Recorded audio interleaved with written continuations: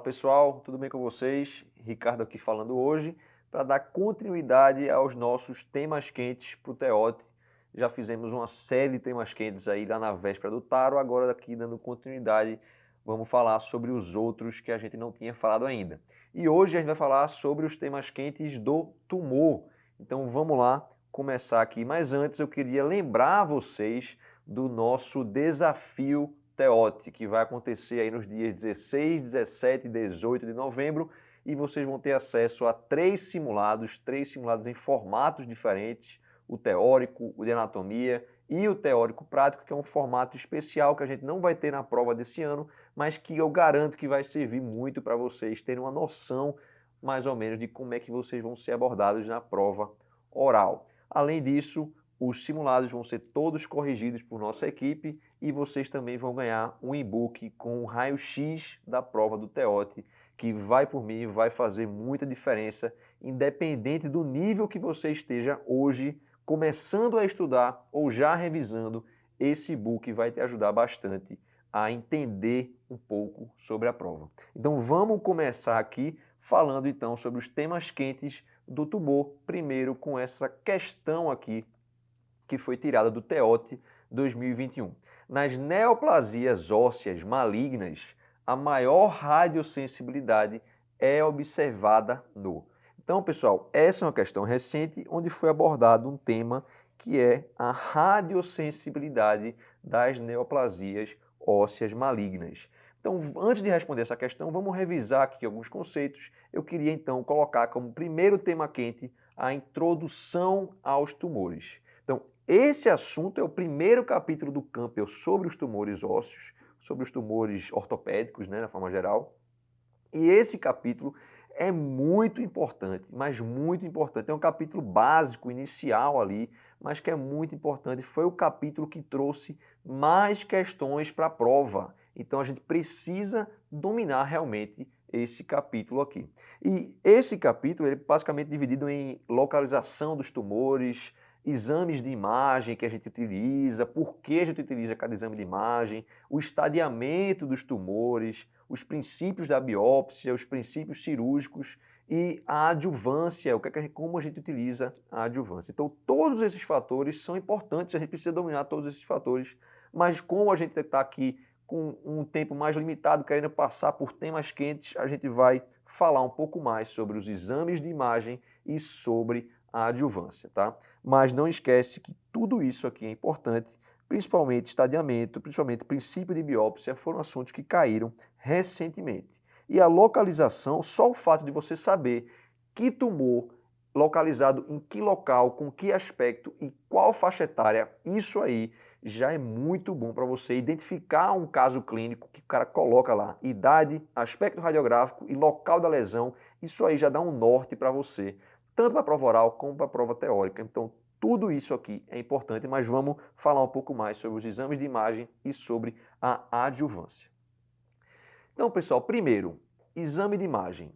O principal exame de imagem aqui para a gente, o primeiro exame de imagem, o mais acessível, o mais barato, o que dá muita informação para a gente de uma forma rápida, é, sem dúvida nenhuma, a radiografia, quando a gente está falando nos tumores músculo-esqueléticos. E com a radiografia eu já consigo entrar naquela questão que eu falei da localização, porque eu já vou ter idade do paciente, já vou ter aspecto da lesão e já vou ter localização daquela lesão, e com isso eu já consigo ter muita informação sobre aquele caso. No primeiro slide de uma prova oral, por exemplo, eu já consigo bater o olho, ver qual é a lesão e já consigo entender basicamente o que é que vai ser exigido de mim ali se eu souber o diagnóstico. Então, a radiografia, pessoal, ela é muito importante para a gente, ela dá muita informação, principalmente se o tumor for ósseo, muita informação mesmo se o tumor for ósseo. Se for um tumor de partes moles, nem tanto, também é importante para a gente, mas se for um tumor ósseo, a radiografia é muito valiosa mesmo. Então, com a radiografia, por exemplo, eu já consigo olhar aí e ver que eu tenho lesões líticas, lesões localizadas ao redor do joelho, lesões epifisárias, metaepifisárias no joelho aí. E só com essa informação, lesão lítica, metaepifisária, a gente já consegue, ao redor do joelho, a gente já consegue ter hipóteses diagnósticas. E se você parar para pensar aqui, ó, esse paciente está com a fise aberta ainda, Esse outro paciente não, o paciente que já fechou a fise. E com esses poucos achados aqui, eu já consigo entender que para esse paciente aqui, muito provavelmente, porque ele tem uma lesão epifisária com a fise aberta, a principal hipótese é um condroblastoma. E no outro paciente, uma lesão epifisária, metaepifisária, num paciente com fise fechada no joelho, a principal hipótese vira um tumor de células gigantes. Então, com isso, na prova oral, o paciente com 15 anos, tumor metaepifisário, lítico, já consigo saber que aquela questão é sobre condroblastoma. Paciente de 30 anos, fise fechada, lesão lítica, eu já consigo entender que ele está querendo me levar para um tumor ali de células gigantes. Então, por isso que a radiografia é muito importante para a gente, porque com ela a gente consegue juntar aquelas informações de localização, de idade e já dar uma hipótese diagnóstica para o nosso paciente.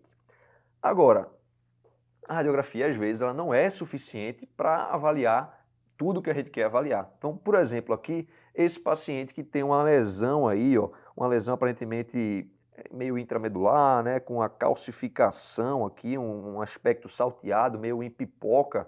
Essa lesão aí poderia ser para a gente um encondroma, e é um encondroma. Só que muitas vezes é difícil diferenciar um encondroma de um condrossarcoma. Às vezes é difícil diferenciar se o paciente está com um encondroma que está virando um condrossarcoma, por exemplo. Né? Um encondroma que ele já está acompanhando, aí passou a sentir mais dor, aí eu faço uma radiografia, não sei se o encondroma mudou, se ele está um pouco mais agressivo. E aí, nesses casos, o que é que vale a pena fazer? Vale a pena fazer uma tomografia, porque aí eu consigo avaliar melhor se esse encondroma está invadindo o cortical, eu consigo melhor avaliar padrão de calcificação desse encondroma, eu consigo avaliar se tem recorte endosteal, então eu consigo avaliar melhor a geometria, o formato do osso, consigo avaliar melhor reação periosteal, reação endosteal para esse paciente.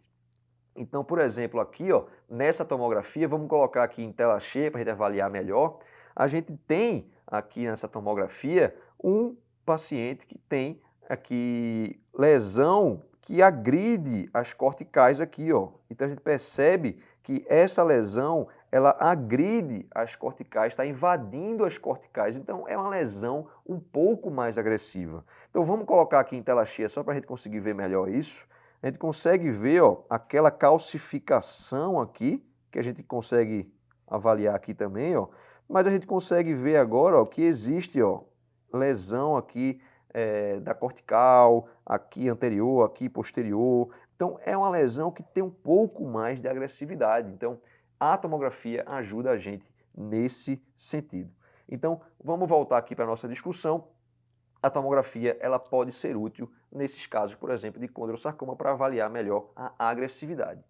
Quando é que a tomografia pode ser útil também? Por exemplo, num caso de um osteoma osteoide. Então a gente vê aqui, ó, um paciente que talvez tenha um osteoma osteoide aqui na diáfise da tíbia, da diáfise do fêmur, desculpa, não consigo ver direito se tem unidos, se não tem unidos, e tem um espessamento ali, né, na cortical posterior, mas não estou vendo direito, e aí o que é que eu faço? Eu faço uma tomografia, e essa tomografia nos ajuda a localizar muito melhor unidos dessa lesão. Então aqui a hipótese para a gente, um osteoma osteoide que sugeria na radiografia, mas a tomografia consegue falar muito mais para a gente, consegue mostrar muito mais para a gente unidos aí do osteoma osteoide. E outra utilidade da tomografia seria no paciente que a gente quer estadiar e quer ver se esse paciente tem metástases pulmonares. Então aqui, ó, uma tomografia de tórax, onde a gente consegue ver metástases pulmonares nesse paciente. Também aqui, ó, um hidropneumotórax. Então a gente consegue ver complicações pulmonares e metástases pulmonares no estadiamento desse paciente. Então, radiografia é muito boa para os tumores ósseos, sim, mas a tomografia ela também é muito boa para ajudar a gente em casos especiais como condrossarcomas, como osteoma osteoide, como metástase pulmonar. Então, se perguntarem para vocês quando é que a tomografia é útil, procura primeiro por esses casos aí, porque provavelmente eles devem estar lá no meio das opções. E em relação à cintilografia? A cintilografia ela é um exame que ajuda a gente no estadiamento também e ela ajuda a gente a entender se aquela lesão ela é mono ou poliostótica, se aquela lesão, por exemplo, ela está só no fêmur distal ou se ela está em todo o organismo do paciente, está em vários ossos do paciente. Então essas duas cintilografias aqui, ó, a gente consegue ver uma hipercaptação aqui no joelho, mas que de uma forma geral está contida aí no joelho, né? A gente não consegue ver outros grandes focos de hipercaptação. Já na ultracilografia, a gente consegue ver vários focos, ó, aqui na pelve, aqui na coluna lombar, aqui no externo, úmero proximal, fêmur proximal. Então, essa cintilografia da direita aqui, ela mostra para a gente que é uma doença poliostótica. Então, em metástase, eu espero ter um acometimento poliostótico. Displasia fibrosa, por exemplo, que é um tumor benigno, mas que pode ter apresentação poliostótica, eu imagino também que eu posso encontrar isso aqui. Então, isso aqui não quer dizer para a gente que uma doença é benigna ou que ela é maligna, mas ela diz para a gente se ela é mono ou se ela é poliostótica.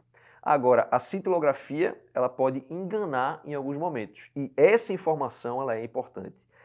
Ela pode ser uma cintilografia hipocaptante, mas eu posso ter uma doença poliostótica. Então, por exemplo, em casos de mieloma múltiplo e de metástase de carcinoma renal, eu posso ter uma cintilografia fria, mas essa cintilografia ela está falseando para mim. Tem uma hipocaptação, ela é fria, mas o paciente tem um mieloma múltiplo ou tem aí um carcinoma renal e isso pode acontecer. Então, cuidado aí com essa informação, porque cintilografia fria, eu preciso pensar aí que pode ser um mieloma múltiplo ou pode ser um paciente com metástase de carcinoma renal. Por último aqui, exame de imagem, ressonância magnética. E esse é um exame que revolucionou para a gente a forma como a gente estudou o tumor, o tamanho do tumor, a sua relação com as partes moles, sua relação com o feixe vasculonervoso. Então, o tumor é um exame muito importante para o estadiamento locorregional. Então, avalia para a gente tamanho, invasão de partes moles, serve para a gente avaliar se o tumor regrediu pós uma químio, se ele continua do mesmo tamanho, se ele aumentou pós-químio, serve para imaginar se ele está invadindo partes moles, qual é a relação dele com o feixe vasculonervoso. Então, a ressonância realmente para o estadiamento locorregional, ele é um exame muito bom, mas ele, de novo, ele não é bom para definir se é benigno ou se é maligno aquele tumor. Essa definição ela vai vir de uma forma geral com toda a história do paciente, com o aspecto do exame de imagem, mas ela vai se confirmar ou não com o anátomo patológico de uma maneira geral. A angiografia é um exame que tem sido cada vez menos utilizado. Por quê? Porque a ressonância supriu muito a indicação da angiografia. Mas a angiografia ela pode ser útil como terapia em alguns casos, como por exemplo pacientes que têm metástase de carcinoma de células renais e também pacientes que têm cisto ósseo aneurismático. Por quê? Porque essas lesões, como elas são intensamente vascularizadas, uma angiografia pode ir lá e ser terapêutica e, por exemplo, se eu precisar fazer uma ressecção de uma metástase de carcinoma de células renais, aquele procedimento pode sangrar muito menos depois de uma angiografia, por exemplo. Então, o carcinoma de células renais é conhecido por ser uma lesão extremamente sangrante, então a angiografia pode nos ajudar sobre esses casos. E aí, pessoal, só para finalizar aqui a questão da ressonância, vamos lembrar que ela deve ser feita com contraste, deve ser solicitado do compartimento inteiro e você tem que ter cuidado com a skip metástase para não esquecer disso aqui. Então, se você está na prova oral, você vai falar aquele caso de osteosarcoma lá, que você vai pedir uma ressonância do compartimento inteiro, ou seja, se é a lesão no fêmur distal, você vai pedir da coxa inteira, com contraste para avaliar como esse tumor capta contraste, para avaliar melhor a relação dele com as partes moles, com o feixe vasculonervoso. Então, lembra que é para ser solicitado do compartimento inteiro. Por quê? Para a gente não passar batido em algumas coisas. Então, por exemplo, aqui, ó, essa é uma ressonância aí, da coxa com contraste, a gente consegue ver a relação do tumor com o feixe vasculonervoso que está aqui, a gente consegue planejar nossa cirurgia. E por que é importante que seja do compartimento inteiro? Porque, por exemplo, aqui, ó, uma ressonância, vamos colocar em tela cheia aqui para vocês verem melhor. Essa ressonância aqui, que foi feita do joelho, né, que está pegando metade do fêmur para baixo, a gente consegue ver que tem uma lesão aqui, né, no fêmur distal. Só que beleza, vamos supor que a gente programou uma ressecção aí dessa lesão sem fazer uma ressonância do compartimento inteiro. Quando a gente vai para uma ressonância do compartimento inteiro, a gente consegue ver que ele tem implantes aqui, ó, metastáticos, que são as skip metástases, que são um pouco mais altas, um pouco mais proximais. Então, se eu tinha feito uma ressecção nesse nível aqui, eu deixei tumor lá e aí eu piorei o tratamento desse paciente. Por isso que é importante pedir do compartimento inteiro. Não esquece de falar sobre isso na sua prova oral. Então vamos seguir agora aqui para a adjuvância, que é outra parte aqui desse tema de introdução aos tumores, que é muito importante. A adjuvância a gente vai ter basicamente a radioterapia e a quimioterapia. Falando sobre a radioterapia ela é útil por quê? Porque ela produz radicais livres que vão agredir o DNA tumoral. Então, vai produzir radical livre que agride e lesa o DNA daquelas células tumorais. E um conceito importante, a radioterapia ela não é boa para a maioria das lesões ósseas. A radioterapia não funciona para a maioria das lesões ósseas. Onde é que ela funciona? Naqueles tumores que se apresentam com células azuis. Quais são eles? Células pequenas e azuis, o sarcoma de Ewing, o linfoma e o mieloma múltiplo. Então, nesses casos, a radioterapia ela é útil. Para esses tumores ósseos aqui, a radioterapia ela vai ser útil sim. Outro tumor onde a radioterapia é útil, os tumores metastáticos, os carcinomas metastáticos, a radioterapia pode ser útil no tratamento dessas lesões, exceto o carcinoma renal. Então, o renal já teve dois conceitos aqui que ele diverge dos outros. Primeiro, que é uma estilografia fria, e segundo, que ele é um carcinoma que não responde à radioterapia. Então, é importante, porque isso já foi cobrado também, a radiosensibilidade dos tumores, lembrando que os células azuis e os metastáticos respondem, mas o carcinoma renal não responde. Onde é que a radioterapia também é importante? Nos tumores de partes moles, fibrosarcoma, lipossarcoma, de coxa, difícil acesso, a radioterapia também ajuda nesses tumores. Uma outra indicação seria para melhorar margens de tumor. A gente pode diminuir o tamanho do tumor antes de ressecar, ou a gente pode fazer uma ressecção extremamente difícil de pelve, até de um osteosarcoma mesmo, que não é um tumor que tipicamente responde à radioterapia, mas um osteosarcoma de pelve que foi difícil, estava em contato com o feixe, não consegui tirar todo o tumor, a margem veio comprometida, a gente pode fazer até radioterapia, uma tentativa de melhorar as margens desse tumor.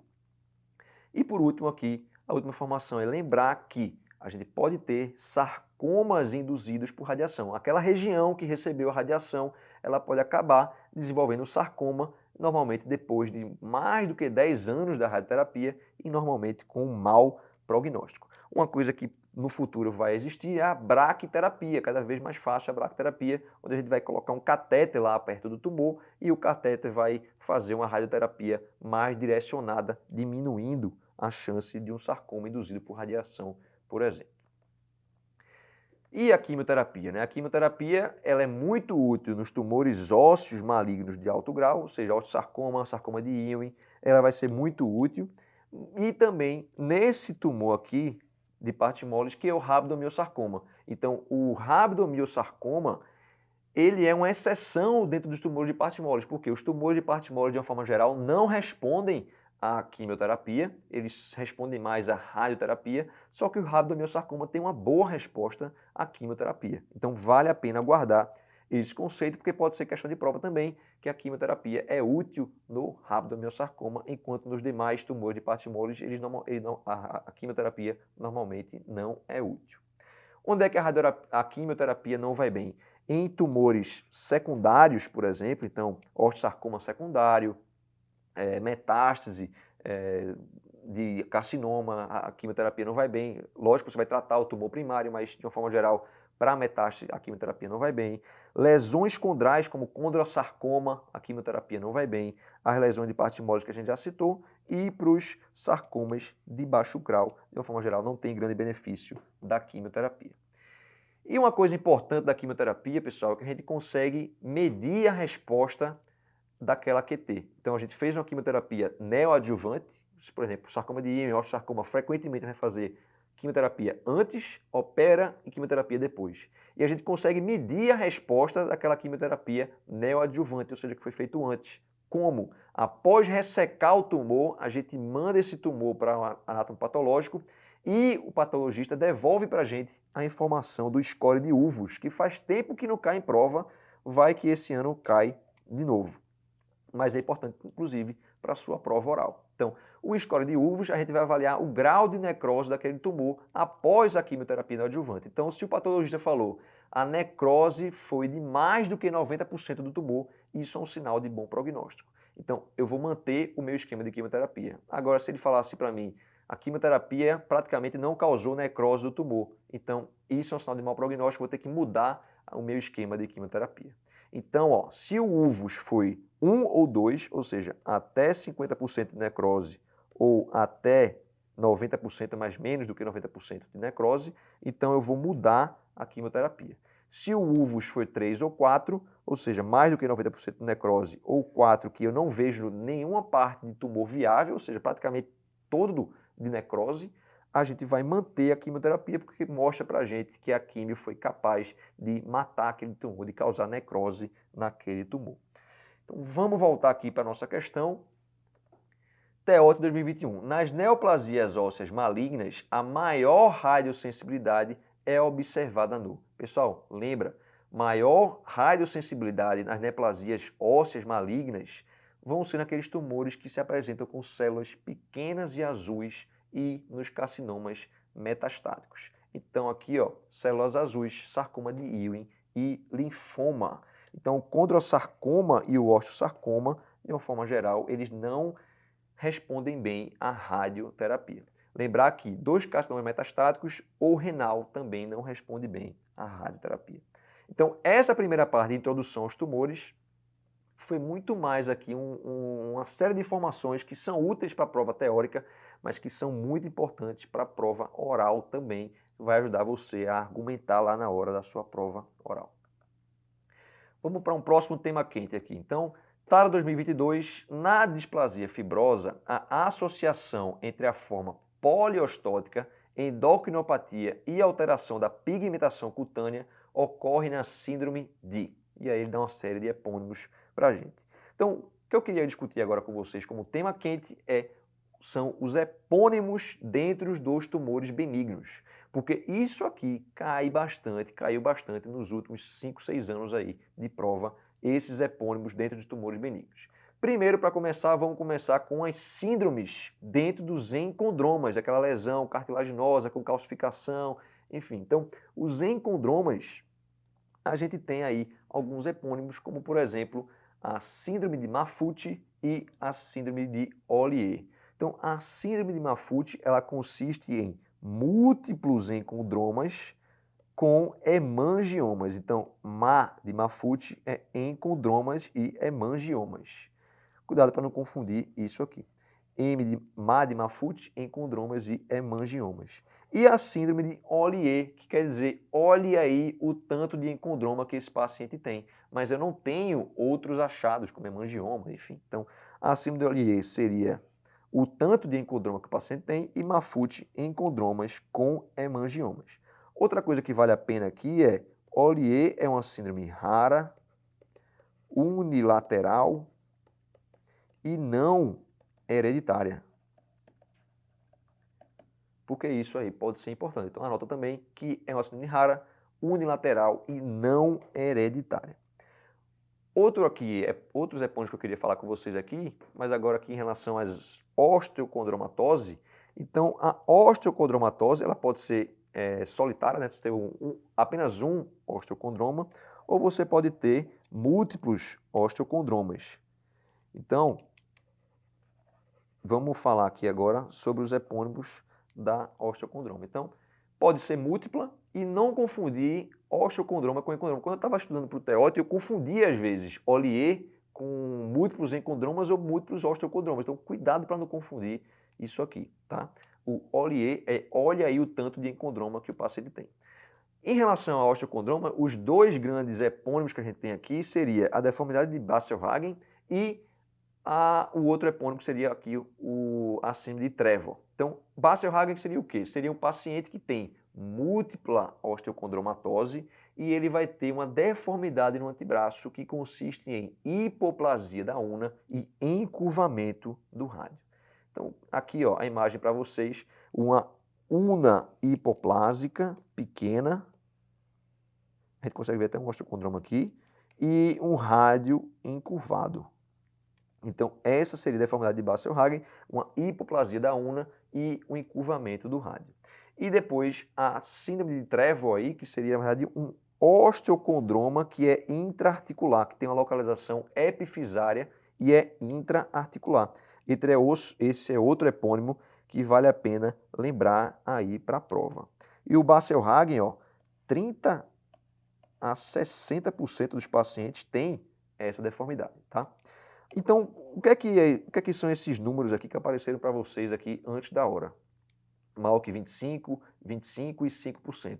Isso é outra pergunta clássica de prova que também não cai, faz muito tempo que não cai essa porcentagem, mas que a gente precisa conhecer que o paciente que tem um osteocondroma, só apenas um osteocondroma solitário, ele tem mais ou menos 1% de chance daquele osteocondroma malignizar. E ele vai malignizar para quê? Para um condrosarcoma. O paciente que tem uma osteocondromatose múltipla, ele tem mais ou menos 5% de chance de desenvolver uma malignização para um condrosarcoma.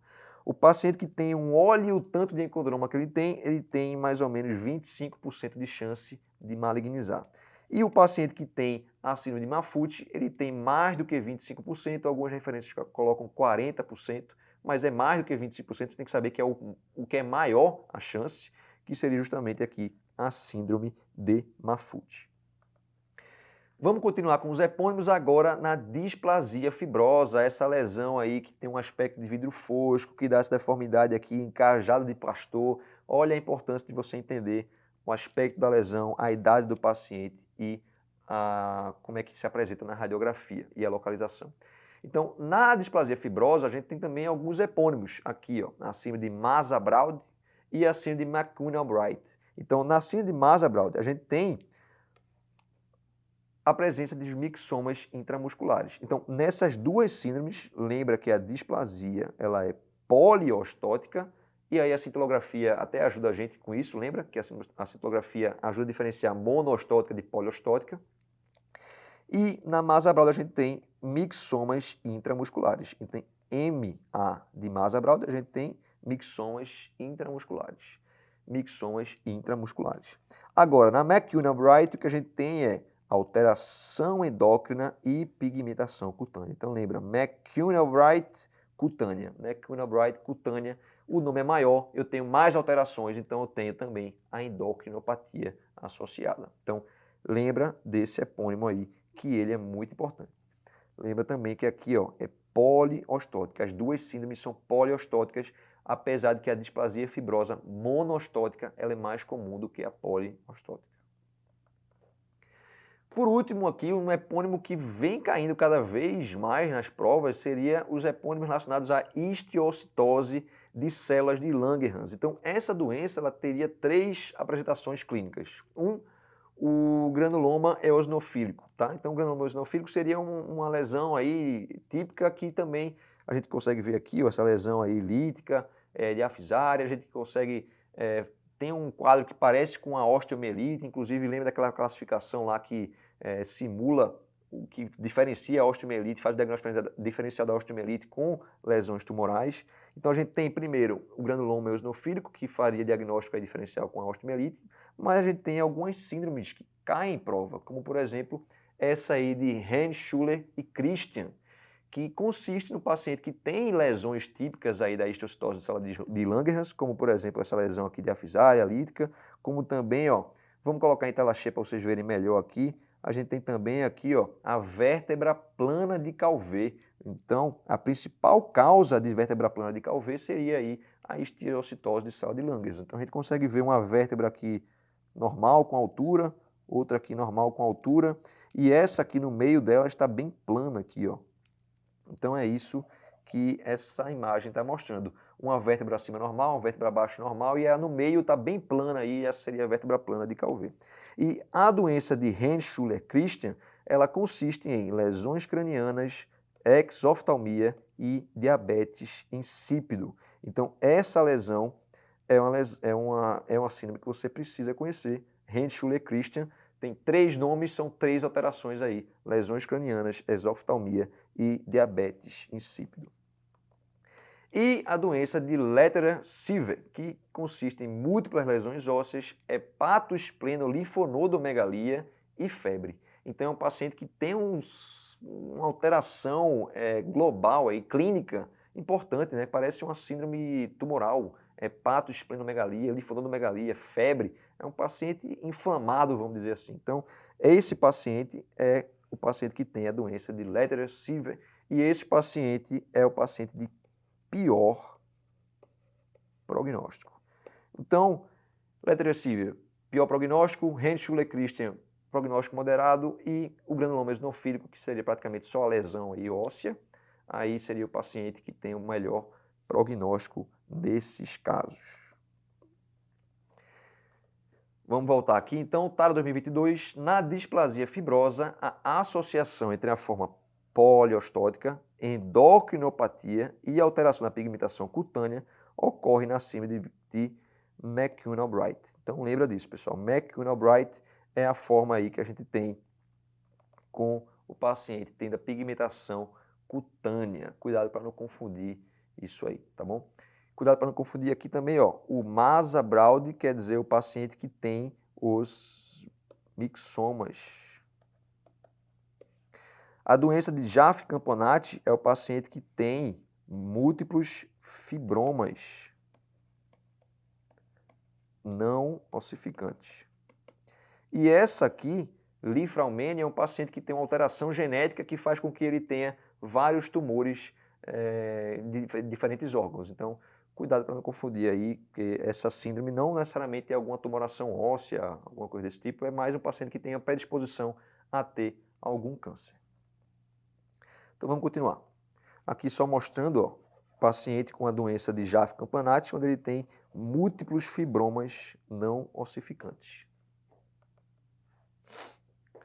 Vamos para mais um tema quente então. TEOT 2021, no osteosarcoma, o subtipo em que por vezes é necessário diagnóstico diferencial com sarcoma de Ewing por meio da imunohistoquímica é o. Pessoal, o que é que essa questão quer abordar aqui?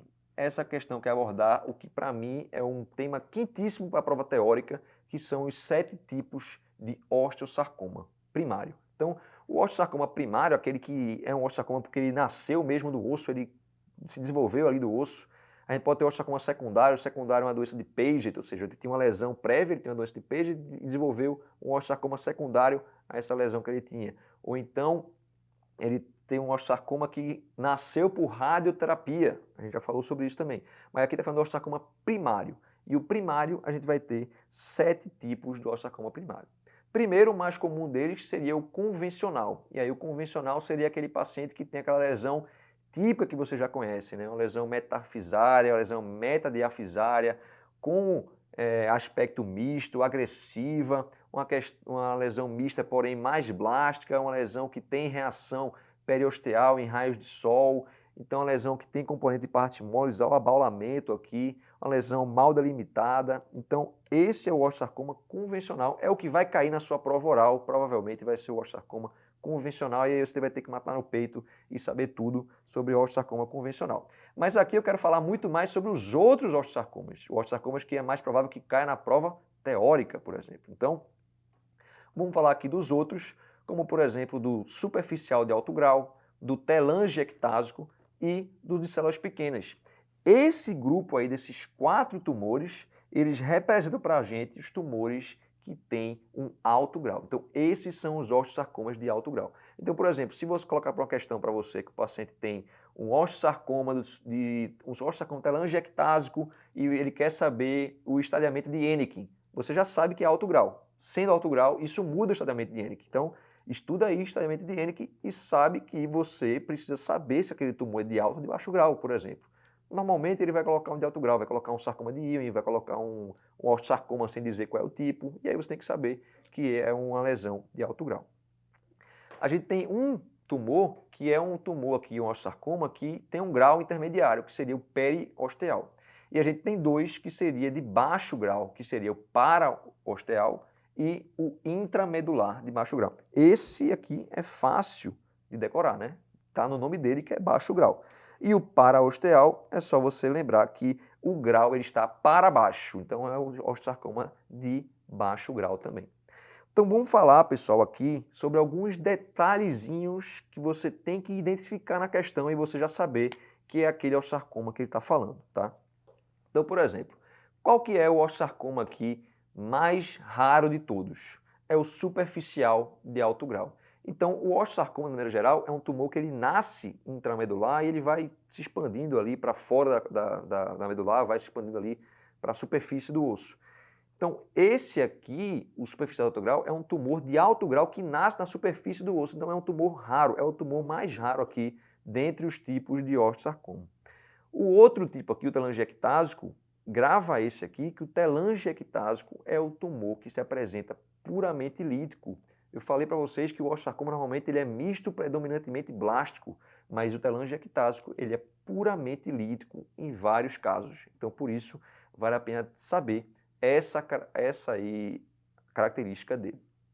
O carcinoma de células pequenas já está falando, ele tem células pequenas, ele vai fazer diagnóstico diferencial com tumores que têm células pequenas e azuis, ou seja, faz diagnóstico diferencial com linfoma e com sarcoma de Ewing. Por isso que na questão que a gente mostrou, ele queria imunohistoquímica para diferenciar. Por quê? Porque era um tumor que tinha células pequenas e azuis, então apenas na anátomo patológico eu não tinha como dizer se era um Ewing, ou se era um linfoma, ou se eram células pequenas. Eu queria uma informação a mais, que era a imunohistoquímica.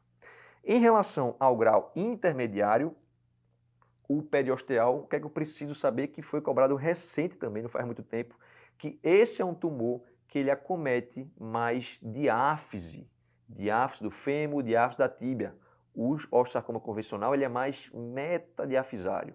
Então aqui a gente está falando de tumores mais diafisários e tumores que acometem pacientes numa faixa etária um pouco mais velhos, tá? Então se o osteosarcoma aqui, vamos supor, 20 anos, então aqui o osteosarcoma grau intermediário, paciente de 30, 40 anos, pacientes um pouco mais velhos do que aqueles pacientes ali de 15, 20 anos, tá?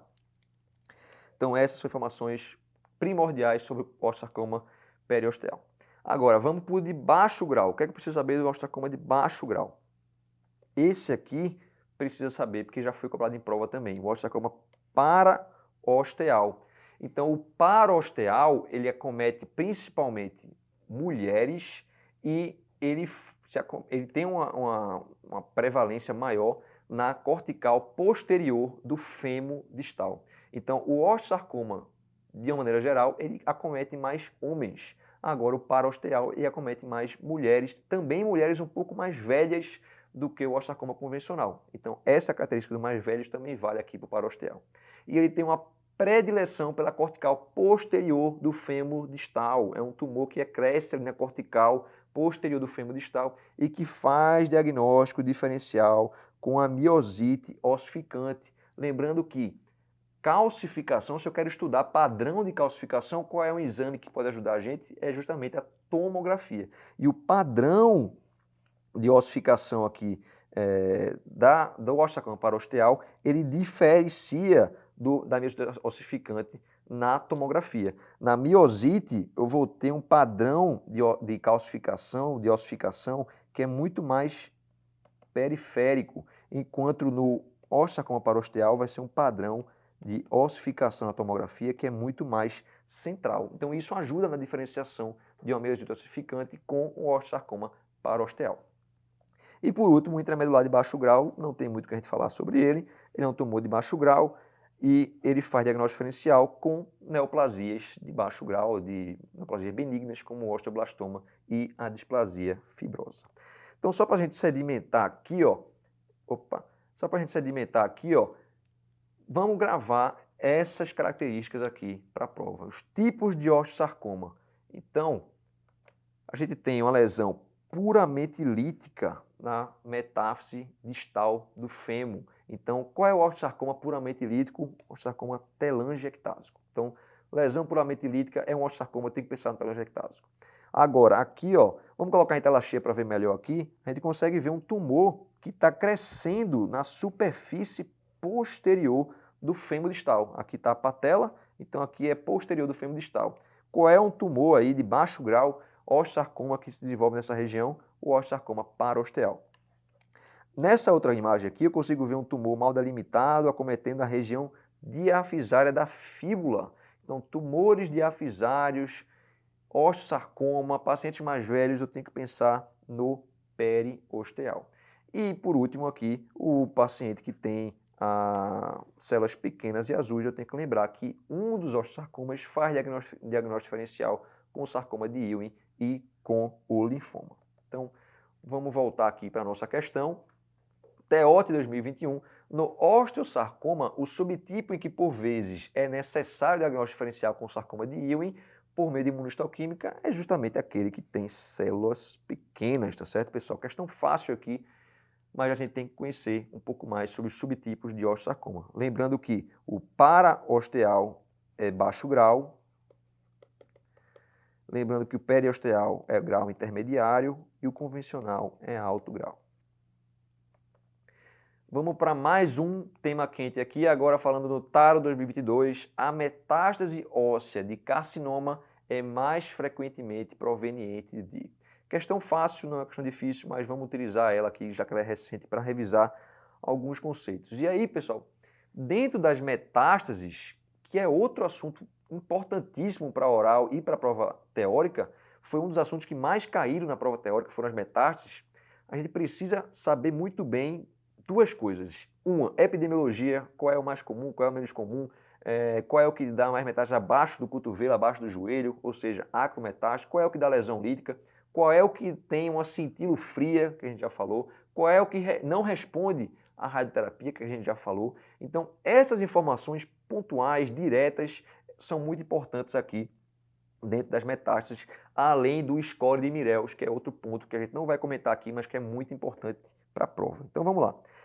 Nas metástases, falando sobre epidemiologia, não esquece disso aqui, que a metástase é o tumor ósseo maligno mais comum.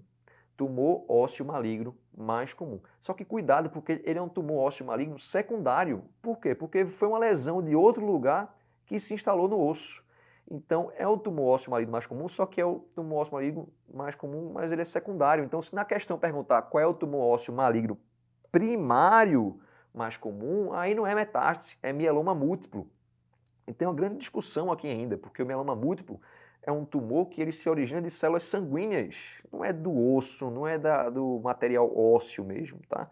Então, ainda tem essa questão, porque ele pode querer saber qual é o tumor ósseo maligno primário não hematológico mais comum, porque aí deixa de ser o mieloma múltiplo e vira o osteosarcoma.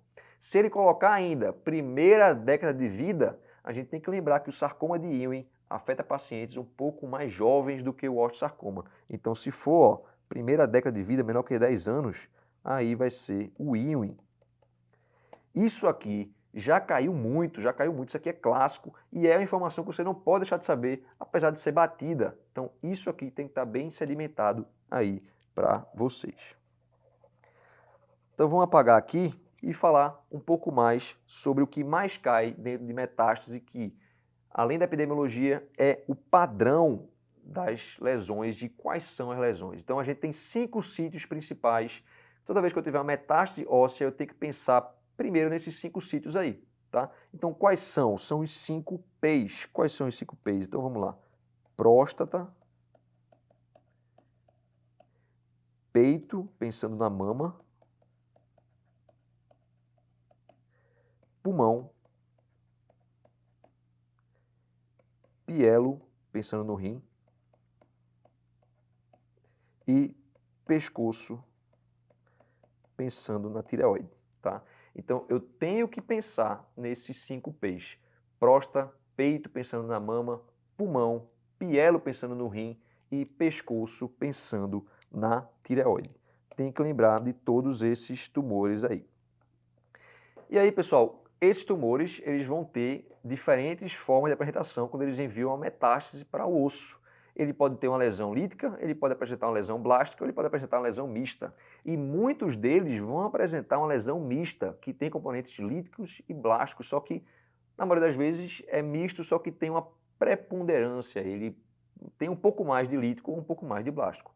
Então vamos entender aqui que as metástases líticas são mais comumente de origem renal e tireoide. Então, rim e tireoide produzem metástases líticas. Pulmão também, só que pulmão, em outra referência, coloca ele mais como misto. Então, lítico, rim, tireoide e pulmão. Blástico, mama e próstata. E o pulmão ele entra como grande representante do tumor misto, só que ele frequentemente ele é um pouco mais lítico, inclusive produzindo ali metástase que parece uma maçã mordida, como se chegasse alguém e tivesse dado uma mordida no osso ali, tirado um pedaço, porque ele tem um aspecto mais lítico. Então, lítico, rim, tireoide, se cair puramente blástico, mama e próstata, e misto, pulmão, tá certo? Sabendo que o pulmão ele está um pouco mais aqui se inclinando pro lítico. Outra coisa, se o paciente não tem nenhuma metástase conhecida, nenhuma doença primária conhecida, ele não tem nenhum câncer conhecido, e ele chegou para você com uma lesão óssea metastática, ele não tem diagnóstico, é muito provável que a origem dessa lesão óssea metastática de sítio primário desconhecido seja o pulmão ou o rim. Por quê? Porque a metástase da próstata, da mama, elas são descobertas em estágios mais precoces. E o sítio primário, né, o diagnóstico de câncer de mama ou de câncer de próstata, normalmente é um diagnóstico um pouco mais precoce. Porque tem rastreio, porque a sintomatologia é um pouco mais precoce. Enfim, e além disso, ela só produz metástase quando a doença já está muito avançada. Então, tem esse porém também. Já o pulmão e o rim são doenças um pouco mais silenciosas, que demoram um pouco mais para fazer o diagnóstico e muitas vezes elas metastizam ainda cedo na doença. Então, por isso que quando tem metástase desconhecida, tem que pensar em pulmão ou rim. E outra coisa que também batido de prova, acrometástase, aquela metástase que acomete extremidades. Por quê? Porque a metástase normalmente tem uma predileção por lugares que têm uma intensa atividade aí sanguínea. Então, por exemplo, coluna vertebral, fêmur proximal. Então, são locais que a metástase gosta de se instalar. Agora, quando eu tenho uma acrometástase, né, abaixo do cotovelo, abaixo do joelho, aí eu tenho que pensar na metástase do carcinoma de pulmão, porque vai ser a mais prevalente. Então, para 2022, a metástase óssea de carcinoma é mais frequentemente proveniente. Pessoal, qual é o tumor, os tumores mais frequentes aqui? A gente tem mama, que é o carcinoma mais comum da mulher, e a gente tem próstata, que é o do homem. Então, esses são dois tumores que produzem realmente metástase para osso, e aqui é a resposta nessa questão. Então, é mais comum que seja proveniente de mama e de próstata. Questão tranquila, mas que serviu para a gente revisar conceito epidemiológico e de característica de lesão, que é muito importante para a prova, já caiu várias e várias vezes. Então, você pode não saber muita coisa de metástase, mas você tem que saber isso que a gente falou, você tem que saber também o score de Mirels. Vamos para o último tema quente aqui. Para 2022, o sarcoma de partes moles mais prevalente em crianças e adolescentes é o... Provavelmente você acertou essa questão no Taro, bem fácil que você tenha acertado, mas vamos usar ela também aqui para revisar alguns conceitos agora sobre os sarcomas de partes moles. E a primeira coisa que eu queria lembrar aqui para vocês é que a maioria dos tumores ósseos, eles produzem metástase ou para o pulmão ou para o próprio tecido ósseo, tá? Então, isso é o que é mais comum, metástase pulmonar, metástase óssea dos tumores que a gente tem lá, ósseos primários. E aqui nas partes moles é diferente. Por quê? Porque esses tumores aqui, eles também produzem metástase pulmonar e tal, mas alguns deles têm uma metástase que é um pouco mais diferente, como por exemplo para linfonodo. Então alguns tumores aqui produzem metástases linfonodais e vale a pena conhecer quais são esses tumores, como rabdomiosarcoma, o sarcoma sinovial e o sarcoma epitelioide, tá? Então essa informação pode ser cobrada em prova, ele pode colocar um liposarcoma, um fibrosarcoma e o rabdomio e perguntar qual é o que dá metástase para linfonodo. Aí você vai no rabdomiosarcoma. Tem outro tumor que ele faz metástase retroperitoneal, que é o liposarcoma mixoide. Então, se colocar uma questão metástase retroperitoneal, lembra do liposarcoma mixoide. Outra coisa, o sarcoma de partes moles, ele pode acometer lugares como, por exemplo, o retroperitônio. Quando eu estava no rodízio de cirurgia geral lá no internato, tinha paciente lá na enfermaria com sarcoma retroperitoneal. Só que sarcoma de partes moles mais comumente afeta membros. em 75% dos casos, acomete membros. E de todos os membros, o local mais comum seria a coxa. Então é muito comum você ver fibrosarcoma na coxa, liposarcoma na coxa, lembrando que muitas vezes são tumores grandes de difícil ressecção. Esses pacientes muitas vezes não têm dores, têm muito mais o sentimento de uma massa crescente do que dor. E frequentemente esses pacientes vão fazer radioterapia para conseguir fazer o controle. Lembra que o sarcoma de partes moles, a maioria deles respondem à radioterapia. Então vamos falar aqui sobre outros conceitos, e aí de novo conceitos epidemiológicos, porque as questões que caíram de sarcoma de partes moles muitas vezes foram questões epidemiológicas. Então qual é o sarcoma de partes moles mais comum que a gente tem? Quando a gente pega toda a população, criança, adulto, junta tudo, um só. Qual é o sarcoma de partes moles mais comum que a gente tem? Seria esse fibrohistiocitoma maligno. Quando a gente coloca todo mundo no mesmo saco aí, é o fibrohistiocitoma maligno, que é o mais comum. Agora, se eu estou considerando só as crianças, mais comum em criança e adolescente, aí eu estou pensando no rabdomiossarcoma, que é um tumor que pega muito cabeça e pescoço, em alguns tipos, que seria o tipo alveolar, principalmente, pega as extremidades, como mão. É um sarcoma que responde muito bem à quimioterapia, então ele entra como uma exceção aqui dentro do sarcoma de partes moles. Então, lembra que é o mais comum de criança e adolescente. Agora, se me perguntar o sarcoma de partes moles mais comum em crianças menores do que 1 ano, aí eu tenho o fibrosarcoma congênito ou fibrosarcoma infantil como o tumor de partes moles mais comum. O sarcoma maligno de partes moles aqui vai ser o fibrosarcoma. Aqui eu estou tudo falando de maligno, tá? Então é sarcoma. Então aqui é tudo tumor maligno de partes moles. E aí, pessoal, o mais comum da mão é o sarcoma epitelioide. E cuidado, porque o mais comum da mão também pode ser ou não pode ser o sarcoma mais comum do pé. Então, vou deixar essa informação aí no ar, porque isso aí vai ser uma questãozinha, talvez, do nosso simulado. Então, quem assistiu pode ser que se dê bem aí, porque vamos ver, né? Depois eu comento isso aí. Então, mais comum da mão, sarcoma epitelioide. Então, essas informações aqui, pessoal, são a cara da prova do TEOT. Então, tem que saber direitinho essa epidemiologia aqui. Qual é o mais comum, qual é o mais comum em criança, qual é o mais comum da mão, qual é o mais comum em menor do que 1 ano, porque isso é a cara da prova da gente aí que vocês vão fazer. Então, vamos lá resolver essa última questão. Taro 2022, o sarcoma de partes moles mais prevalente em crianças e adolescentes é o rabdomiossarcoma. O fibrosarcoma infantil seria o mais comum em menores do que 1 ano. Então, questão fácil, você provavelmente acertou essa questão na prova, mas a gente utilizou ela aqui para relembrar conceitos epidemiológicos sobre o sarcoma de partes moles, que se tiver que saber uma coisa, saiba aquele slide ali, depois você aprofunda, tá certo? Porque realmente tem caído bastante questão sobre epidemiologia e sarcoma de partes moles, por isso que a gente colocou como temas quentes. Pessoal, obrigado pela atenção de vocês, quase 1 hora aí de discussão. Queria lembrar de novo sobre nosso desafio, não deixe de fazer, vão ser vários simulados, vai lhe ajudar bastante, vai ter o e-book também, então não deixe de se inscrever lá no nosso desafio, o link está lá no Instagram. Então é uma excelente oportunidade para você treinar os seus conhecimentos. Então, muito obrigado e até uma próxima oportunidade.